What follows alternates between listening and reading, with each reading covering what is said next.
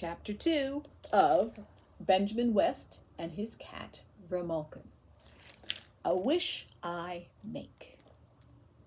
The first finger of light found Benjamin's bed. He turned his face to the wall, enjoying that delicious moment, half awake, half asleep. He sank deep into his feather bed. He pretended it was a great white cloud floating in the sky. Suddenly he felt someone in bed beside him. He turned. Why, it was Jacob! He is tired, thought Benjamin. I shall lie very still.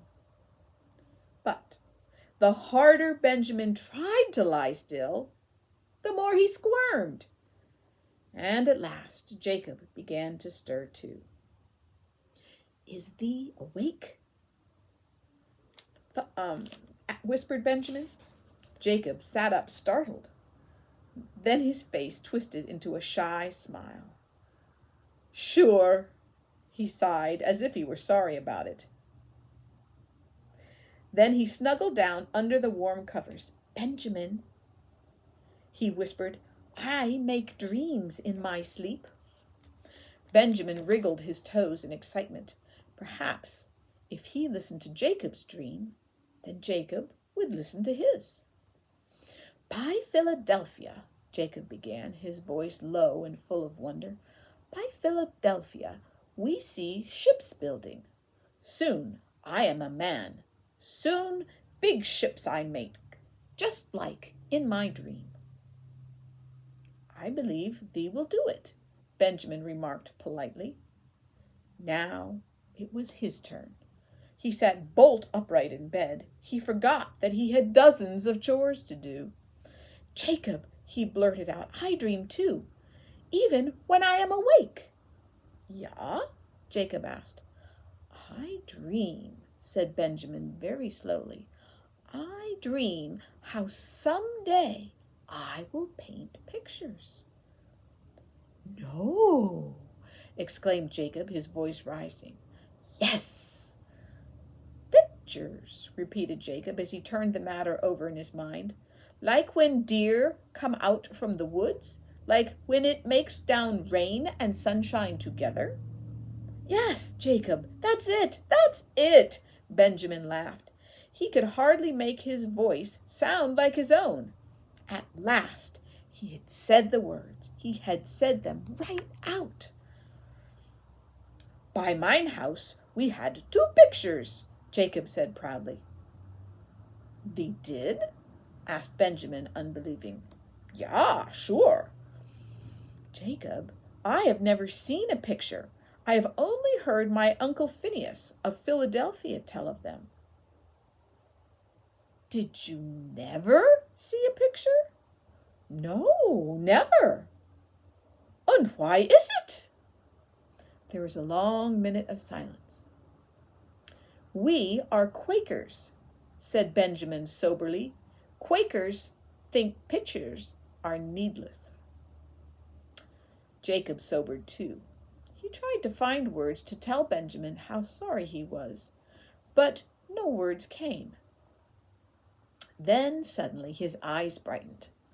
I make you a present, he said, as if that would fix everything. Again there was an uncomfortable silence. It is the kitten I give you, Jacob said at last. Thy little black kitten? Yeah, choked Jacob. It makes easier to know he is by you. Oh, Jacob, I will take good care of him. He shall be our house cat. Never will he have to live in the barns. It wonders me if the kitten forgets Grimalkin. Grimalkin, repeated Benjamin. Ja, Grimalkin was his mother. Would thee like me to name the kitten Grimalkin? Jacob seemed to have trouble in answering. Then the bed began to quiver. Now Benjamin wished he could think of something comforting to say. He stole a glance at Jacob. But Jacob was not crying. He was shaking with laughter. Ach, Benjamin, he giggled. Grimalkin is a she-cat's name, but the kitten, he don't mind. No, of course not. We'll call him Grimalkin, for his mother. All of a sudden, the inn seemed to come alive. There was the sound of heavy boots in the hall. Horses snorted and whinnied in the courtyard. Voices called back and forth. There were the deep, throaty voices of the Germans. There were the burring voices of the Scotch-Irish. But Papa's stately voice boomed above them all as he gave out duties. Samuel, this be the day to sow the marshland with grass seed. John, thee will brand the new bullocks today. Thee, Thomas, will yoke the hogs so they will not stray. Joseph, thee and Benjamin can pry up stones to build a fence along the upland pasture. But Benjamin was not listening. He was sniffing the air as noisily as Papa's hound dogs. The most tantalizing smells were seeping in under the door. Ham and scrapple and eggs frying, pippin apples and cinnamon buns baking, and the steaming fragrance of herb tea. Jacob, shouted Benjamin, on with thy clothes. Both boys leaped out of bed and then burst into laughter. Except for their hats and shoes, they were completely dressed. As Benjamin put on his shoes, he also put on a sober manner. Begin the day in quiet. Do not raise thy voice, he repeated under his breath. This morning Papa will not need to remind me. Then he promptly forgot his words as he and Jacob tumbled down the stairs and into the bustling activity of the kitchen. Mama was moving silently and swiftly from fire to table.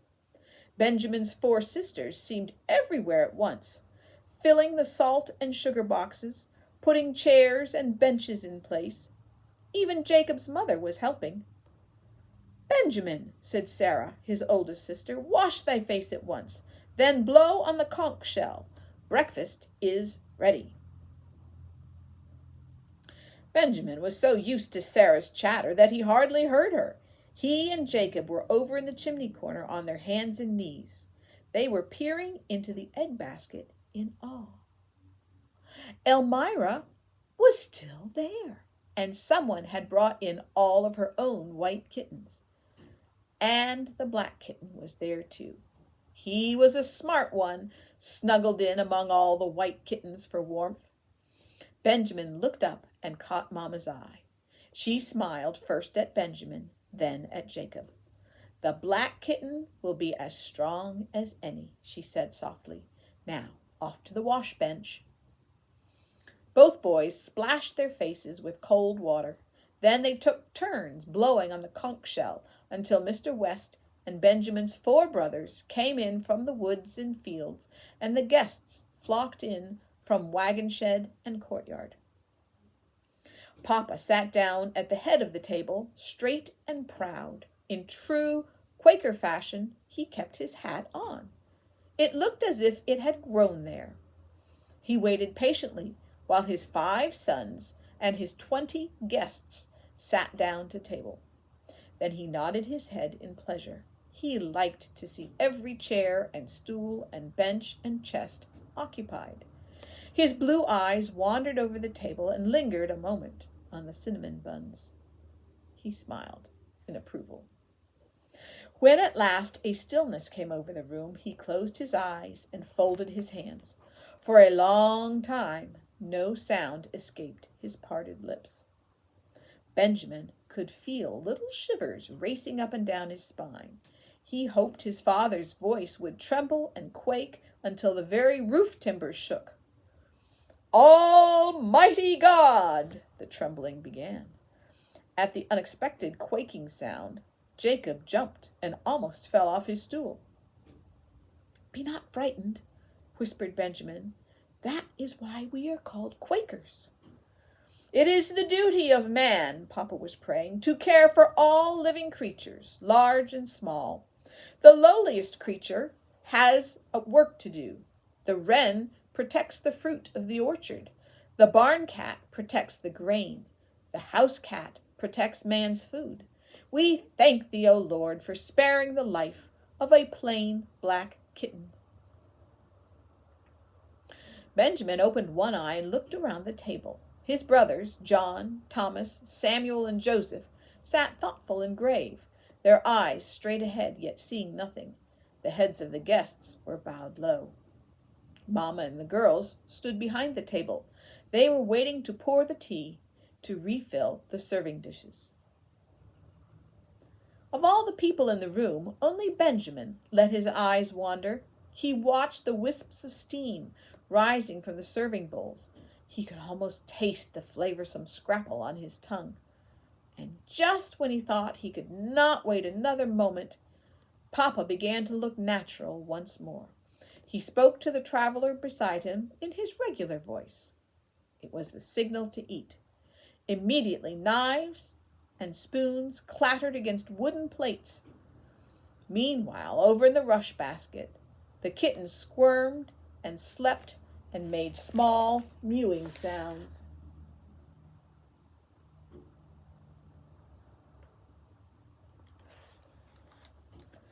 All too soon, breakfast was over. Whips cracked, axles creaked, ox carts began rumbling out of the inn-yard. Benjamin and Jacob stood over the kittens in an awkward silence. It was Jacob who spoke first. "Benjamin," he said. "Yes." "A wish I make. You could paint so fine a picture of Grimalkin that anyone could tell it's a cat you paint." Benjamin glanced around quickly to see if anyone had heard. Then their eyes locked. "I make a wish too," he whispered. "One day in Philadelphia I will find thee building a great sail ship, and I shall set up my easel on the bank, and I shall paint the whole harbor."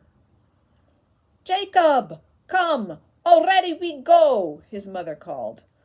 Arm in arm, Jacob and Benjamin walked slowly out of the inn. "Goodbye, Benjamin," said Jacob with a catch in his voice. "I wish you could go with." He looked back over his shoulder toward the inn. "Goodbye, Grimalkin," he said, scarcely above a whisper. Then he let go of Benjamin's arm and took his place alongside his father. Today he would not climb aboard the wagon. Today he would help lead the oxen. It was as if he had grown into a man overnight. Slowly the cart rattled out of the courtyard, past the signboard swinging from the buttonwood tree, past the yapping dogs, and off into the wilderness. Benjamin watched until Jacob and finally the whole cart were swallowed up and lost among the black tree trunks. Then he kicked the upping block to keep from crying.